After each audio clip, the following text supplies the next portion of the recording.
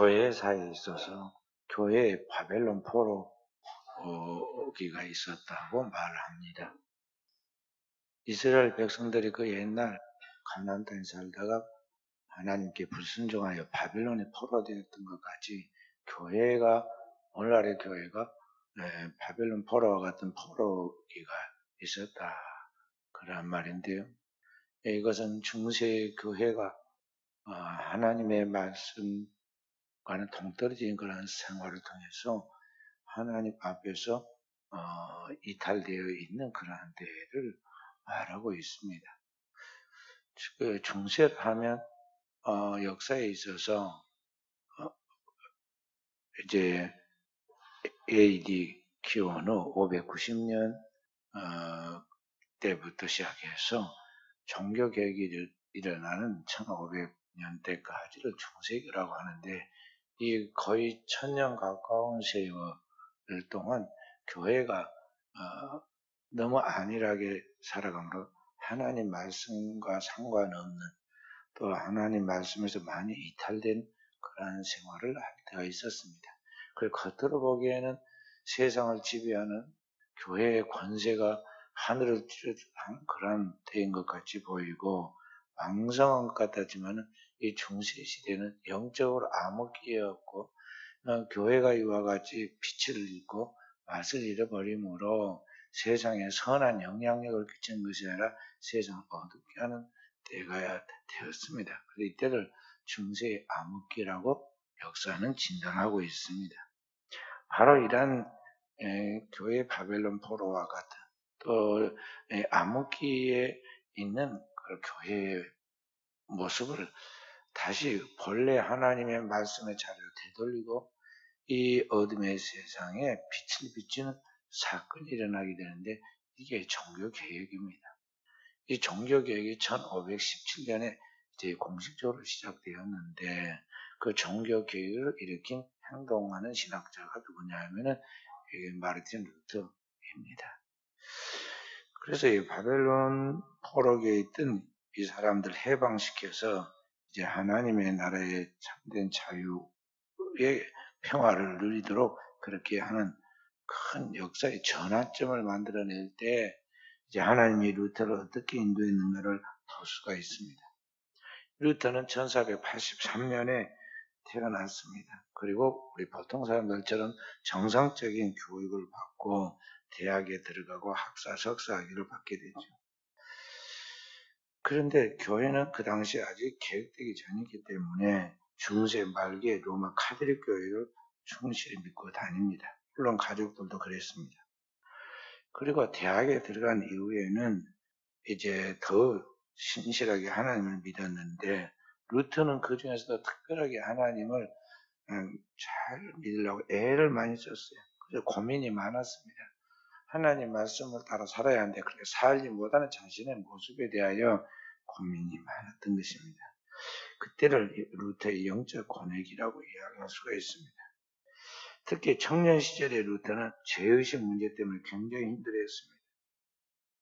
청년으로서 청년의 그 불타는 욕망, 정욕, 또 청년의 야망, 여러 가지 이러한 것들이 그 마음속에 심각한 죄의식을 불러일으켰고 이 죄의 문제를 어떻게 처리할 것인가에 대하여 심각하게 고민하고 힘들어했던 것입니다.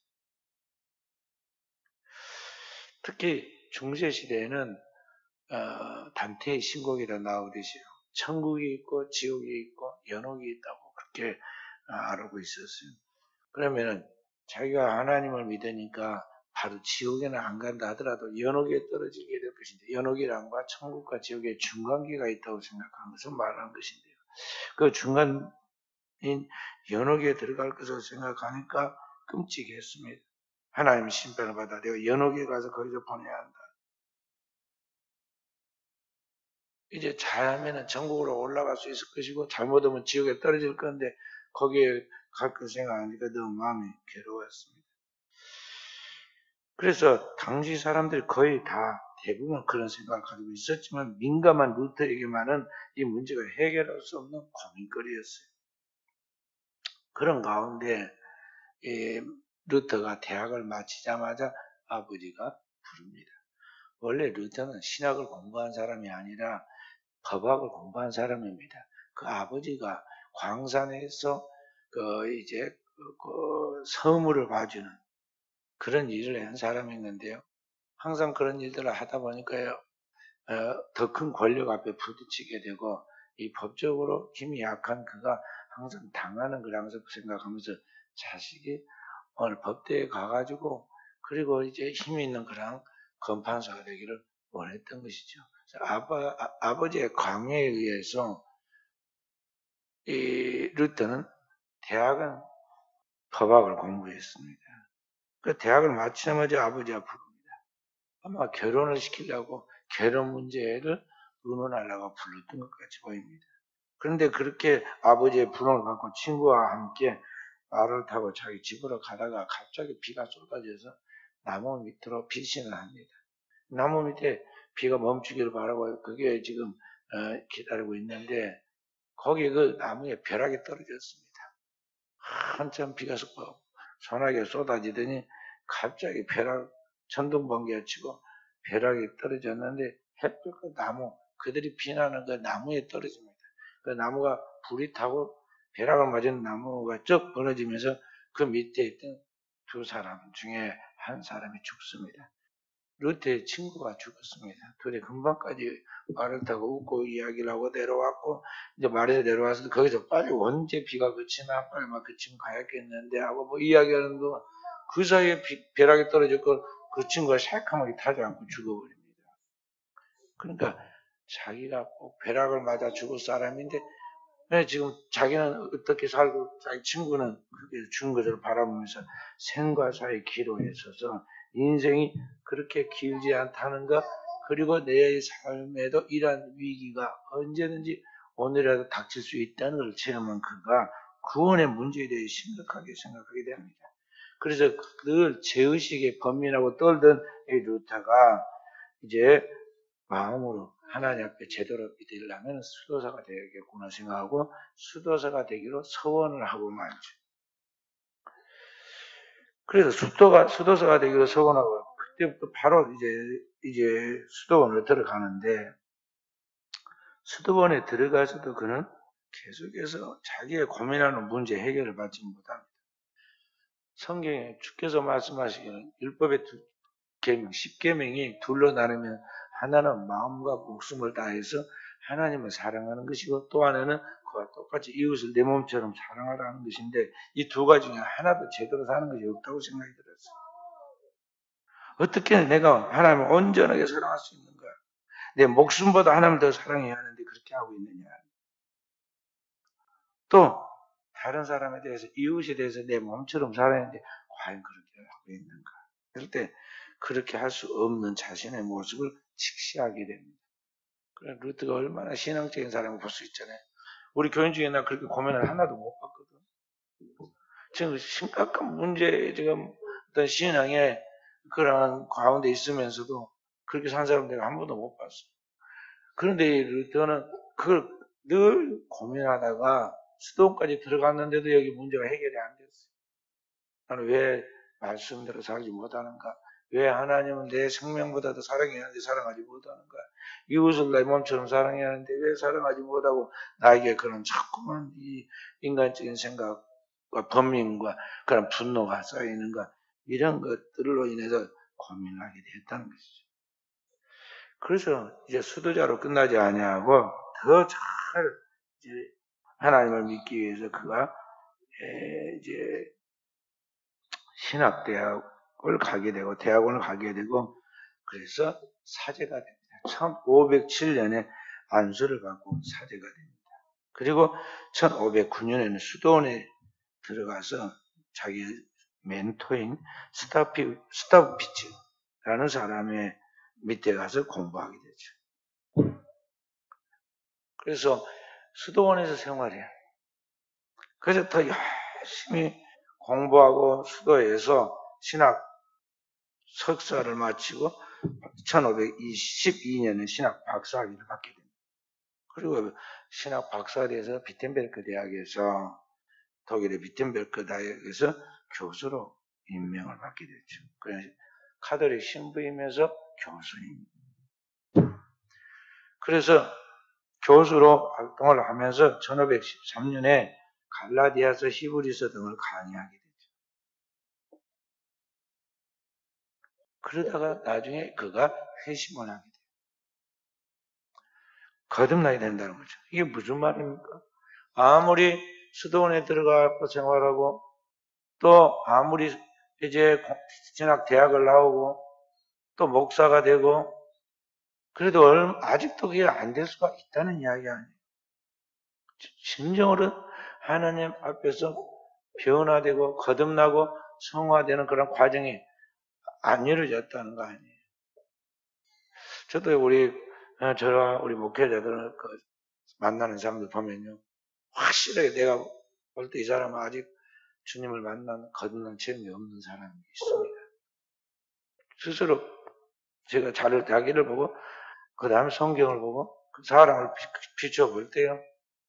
그의 생각하는 바 언행 심사가 확실히 거듭나지 않아서 세상 사람보다 더 악하고 비열하고 아주 추악한 악독함이 그게 보이는 거죠. 그러면 그건 거듭나지 않았다는 거거든요. 아직 주님을 만나서 주님으로 말미암아 확실하게 거듭나야 하는데 이게 안 됐다는 거야. 무슨 신학교도 나오고 또 목사 고시를 합격해가지고 목사가 되었는데도 이게 안 됐다는 거야. 어쩜 저런 생각을 하고 저런 악한 생각과 언행을 할까? 뭐 그거 보면서 심각하다 심각해.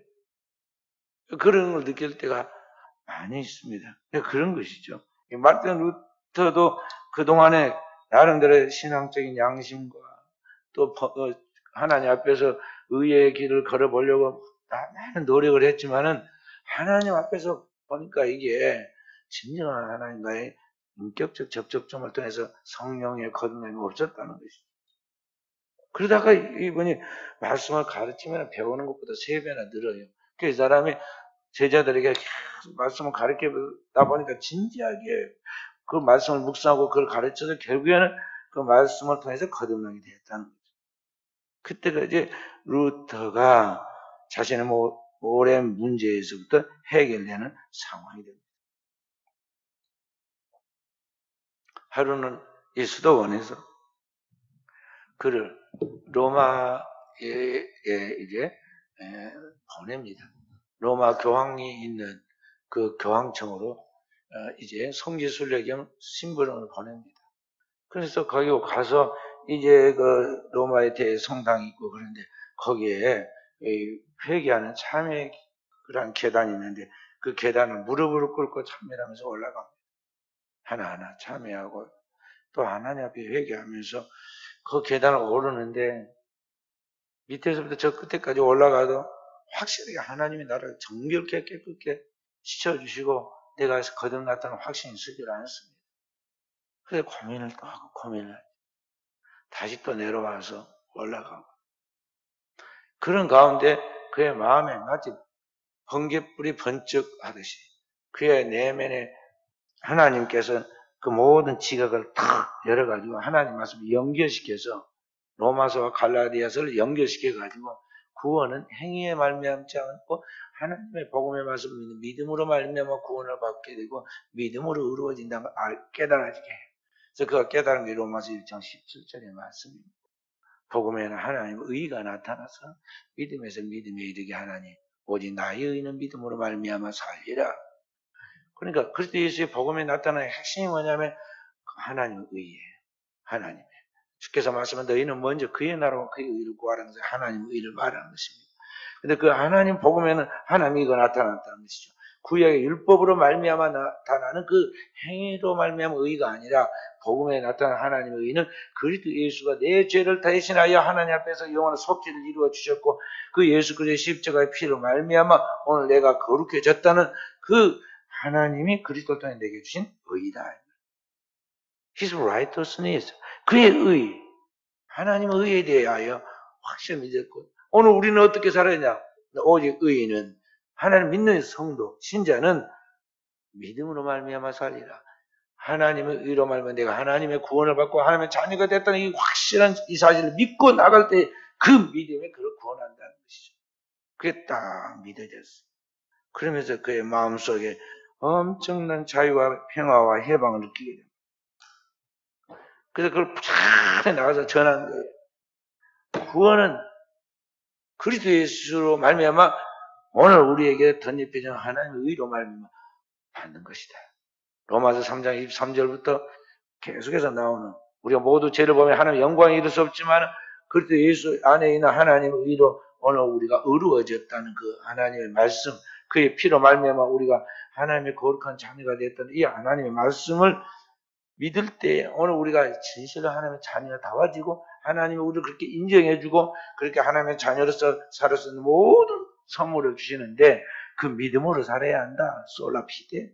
오직 믿음으로, 내 행위가 아니라 솔라 그라티아, 오직 그리스도 예수를 통해서 오늘 구속하신 그 하나님의 선물, 그의 은혜로, 그리고 그 하나님의 말씀을 하나님께서 성경을 통해서 우리에게 기록해서 그 복음을 전해주셨으니까 오직 그 말씀, 솔라 스크랩추라, 오직 말씀으로 살아야 한다. 그리고 그 하나님의 모든 말씀에 대해서 우리는 오직 믿음, 솔라 피데, 오직 믿음으로 나가야 한다. 이것을 이제 계속해서 종교의 계획자였던 마르틴 루터, 이 젊은 사람이 계속 선포했어요.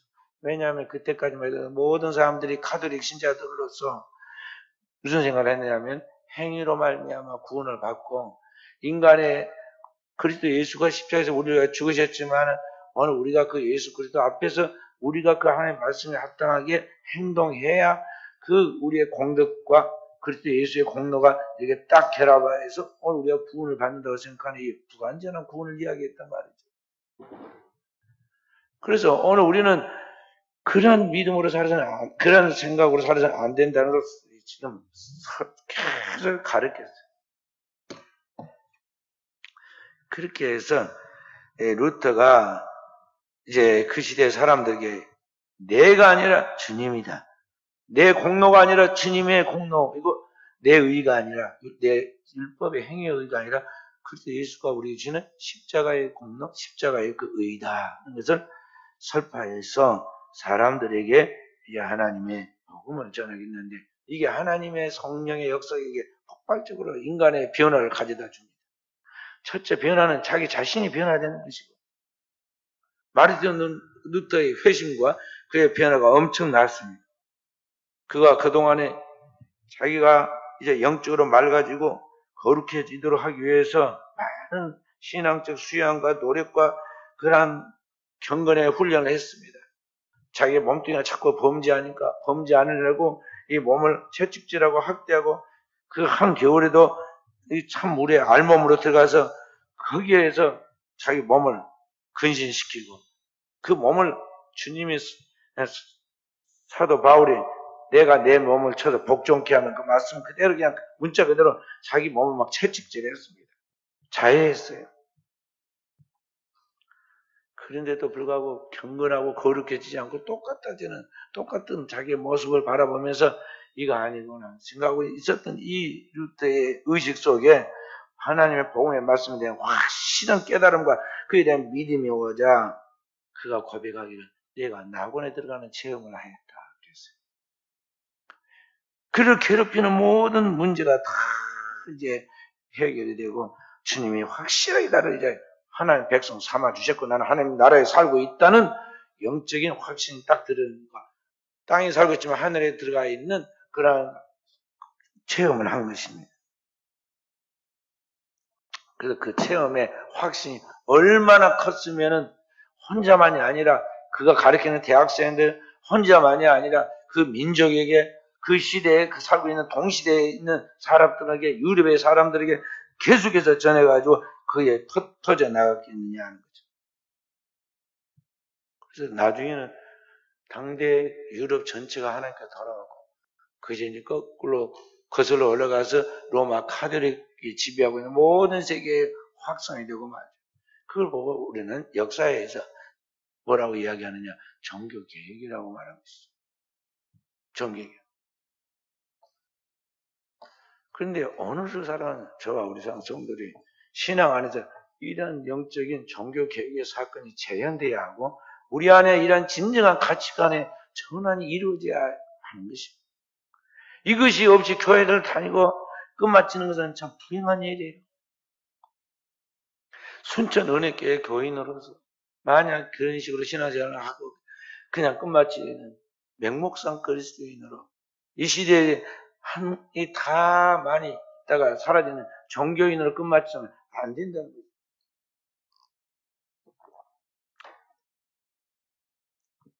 저는 무슨 생각을 하냐면요.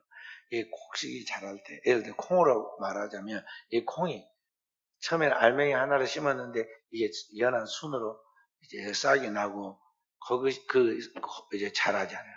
그 자라면서 콩 잎사귀가 나오고 또 거기에서 줄기에서 가지가 나오고 또 이제 거기에 조금씩 열매 맺히죠. 그래 나중에 가서 보면 이렇게 튼튼한 줄기와 가지 그 끝에 이제 열매가 맺기 시작하고 열매가 단단하게 아래 차가고 나중에 어느 시점에 가냐면요 콩깍지가 탁 이제 까지면서 그게 진짜 알맹이 콩알이 수십 개가 나오잖아요. 오늘 우리 인생도 그와 같은 것입니다. 처음에는 뭣도 모르고 부모가 교회를 다니니까 교회를 다니고 주변 사람들이 교회를 다니니까 교회를 다니서 그 안에 믿음의 씨가 보일락 말락이 지금 시작이 되었습니다. 그러나 거기에서 머물러서는 안 되고 이게 자라가야 하고 자라는 것으로 끝나는 게 아니라 나중에 이게 콩깍지가 탁 벌어지듯이 어느 순간인가 이러한 이 인생에 있어서 신앙의 대변화가 전환이 이루어진 때가 와야 한다는 것이죠. 역사에 보면은 사람들이 태양이 지구를 돈다. 태양이요.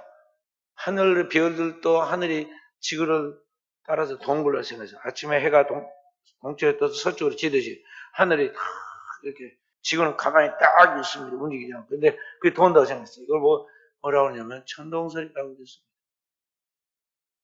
그렇게 어느 정도 그렇게 믿고 있어요. 1500년 동안 그렇게 믿고 있었어요.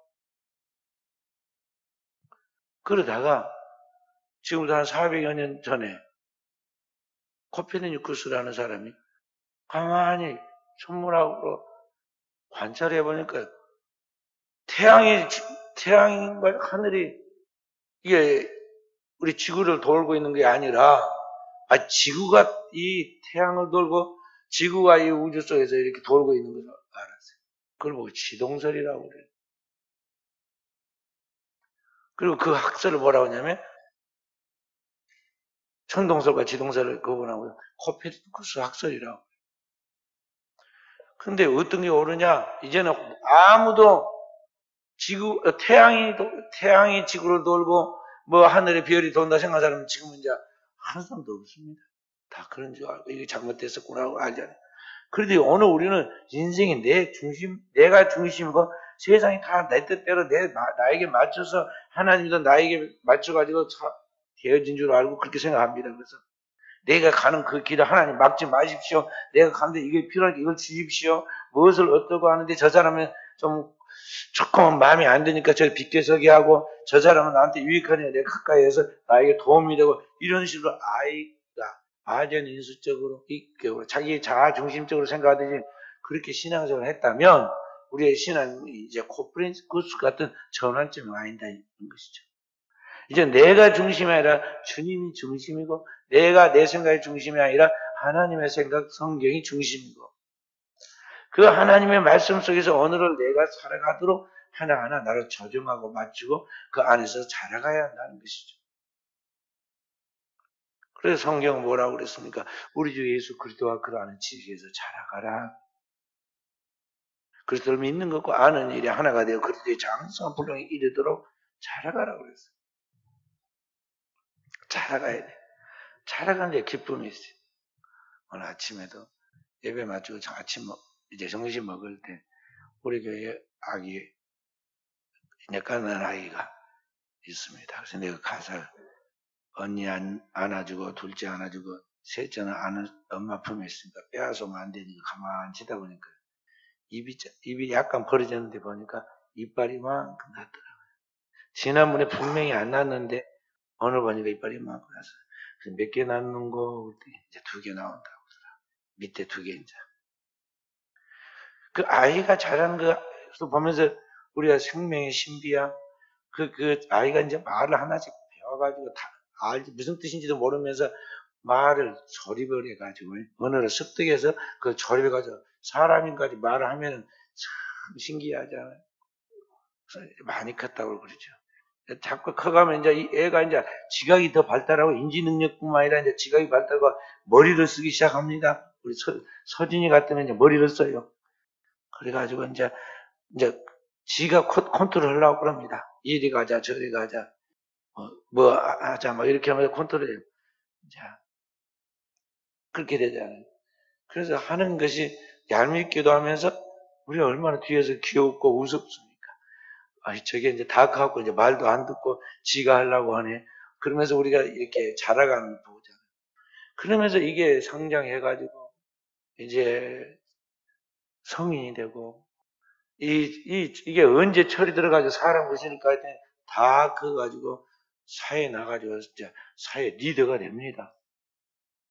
리더가 돼요. 그러듯이 오늘 우리가 영적인 성장이 필요하고 영적 성장을 통해서 그리스도의 장성한 분량에까지 이르러야 한다는 거죠. 그러니까 목표가 땅에 있지 않아요. 그리스도의 장성한 분량이에요. 하나님의 형상의 원형인 그리스도의 장성한 분량에 이르러야 돼. 남들보다 조금 나은 정도 아니에요. 우리 교회는 다른 교회보다 좀 낫다. 그런 식으로 말하면 안 돼요. 우리의 목표는 땅에 있지 않고 하늘에 있고, 우리가 자라가는 목표는 그리스도에게 있는 것이지 땅에 있는 게 아니에요. 영원한 스승인 주님을 바라보고 나가는 거죠. 이단은 왜 이단이냐?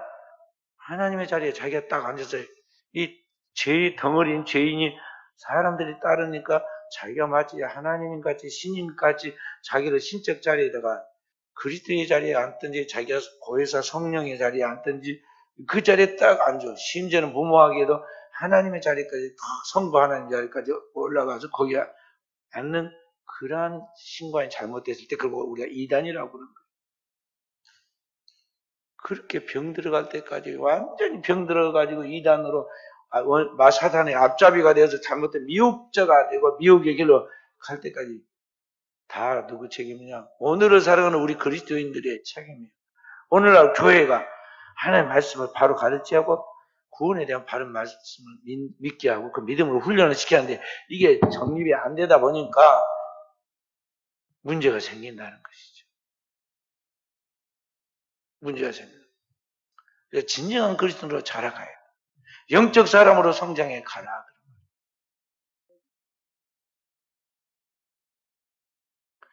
그러니까 우리가 교회에서 하는 것은 일직선으로 따라와야 하고요. 내가 내 마음대로 그냥 들쭉날쭉하면 안 돼요. 그대로 따라야 돼요. 장학생이 뭐예요? 학교에서 장학금 받고 다니는 장학생이 들쭉날쭉하고 지 마음대로 돌아다니고 놀다 오고 그래가지고 장학생 됐다는 사람 나 전 세계에서 한 명도 못 봤어. 그렇게 모든 사람들은 그 학생들을 갖다 범생이라고 놀리기도 하지만요. 너무 모범적일처럼 그대로 합니다. 교수가 어떻게 그 아이에게 말을 할 수 없을 만큼 성실하게 해요. 심지어는 교수가 그날 기침한 기침소리까지 다 적어놓는다.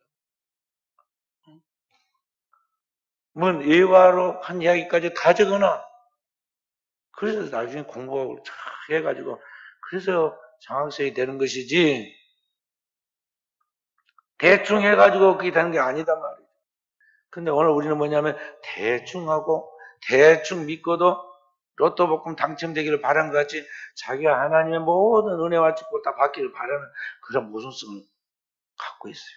구원은 내가 스스로 도달할 수 없는 것이기 때문에 하나님이 친히 그 아들 그리스도 예수를 통해서 오셔서 십자가의 피로 구속해 주셨고 오늘 구원받은 자로서 그리스도의 형상과 모양으로 영적 성장을 이루는 것은 내가 주님 앞에서 그 주님 앞에 응답적인 삶을 통해서 내가 반응해 나타내야 나의 책임이에요.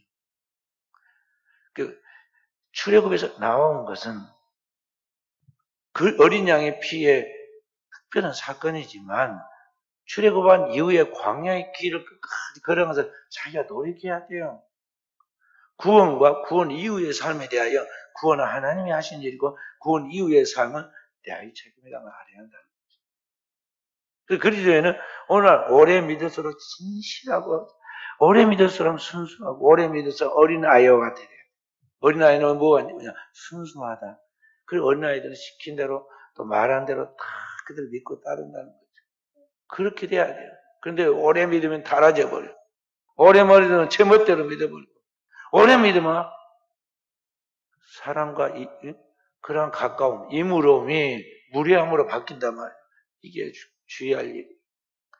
목회자부터 우리 성도들 모두 주님 앞에 그렇게 하면 안 돼요. 그리스도인은 항상 하나님 앞에서 그걸 코람 내오라고. 하나님 앞에 서 있는 자세로 아무리 안 봐도 상관없는데 혼자 하나님 앞에서 자기 자신을 다 정립해가지고 나가야 돼요. 하나님은 안 보는 것 같지만 다 보시고, 하나님은 안 계신 것 같지만 온 세상에 충만히 계셔서 온 땅을 두루 감싸려 전심으로 자기를 행한 자 누군가를 딱 봐주고 그를 들어 쓰시는 거예요. 그에게 축복을 베푸신다 이 말이에요. 그러니까 누가 하나님 앞에 상 받을 자인가, 누가 하나님 앞에 축복받을 자인가, 그 책임이 누구한테 있는? 자기한테 있어요. 자기한테. 그래서 우리는 상 얻는 사람, 한 사람, 마지막 사람 되기 위하여 푯대를 행하여 달려가야 돼요. 할렐루야. 째째하게 우리 교회 안에서만 막 1등 하려고 그러지 말고요. 순천에서만 1등 하려고 하지 말고, 한국에서만 1등 하려고 하지 말고, 온 세계를 두루 감싸진 하나 앞에서 내가 참 정점에 주님을 기쁘시게 한다 해야겠다고 그렇게 푯대를 행하여 나가라. 사도 바울이 그랬잖아요. 경기장에서 경기하는 자 다 다른 할지라도 상 얻는 자 하나인 줄 알지 못하느냐? 너희도 상 얻기 위하여 그렇게 다른 줄 알아. 자신도 그렇게 달려가고 있다. 뱃돈을 달려가고 있다고 그랬어요. 오늘의 이 시대, 사도 바울은 20세기 2000년의 역사에 관계가 있지만 오늘의 이 시대에 상 얻는 사람이 누굴까? 우리는 선한 경주로 경주해야 돼요. 저와 우리 사랑 성도는요, 하나님 앞에서 그 시기 질투가 아니라 선한 마음으로 앞서거니 뒤서거니 하면서 주 앞에 승리하도록 해서 경주해 나가야 된다는 거죠. 그래서 그날에 하나님의 상대평가가 아니라 하나님이 우리 인간과 같은 상대평가를 절대평가를 해주셔요. 그 5달란트는 5달란트 받은 자에게, 2달란트는 2달란트 받은 자에게 다 각각 똑같은 축복합니다. 착하고 충성된 종아, 네가 적은 일에 충성하였으니 많은 것을 네게 맡기니 네 주인의 즐거움에 참여하라. 5달란트, 2달란트가 축복이 똑같아요. 각각 하나님이 최선을 다하는 그에게 가장 좋은 축복을 하나님께 주십니다. 하늘의 신령한 복과 땅의 기름진 복, 그리스도 예수와 함께 우리에게 충만하게 있는데 그 상을 가져가는 사람은 누구냐? 하나님이 주신 것 같지만 실상은 자기가 정치하는 거예요. 천국은 침노하는 거예요. 오늘도 그 축복의 주인공들이 우리 사랑하는 성도들이 되도록 깨어있는 우리 사랑하는 성도들이 되어야겠습니다.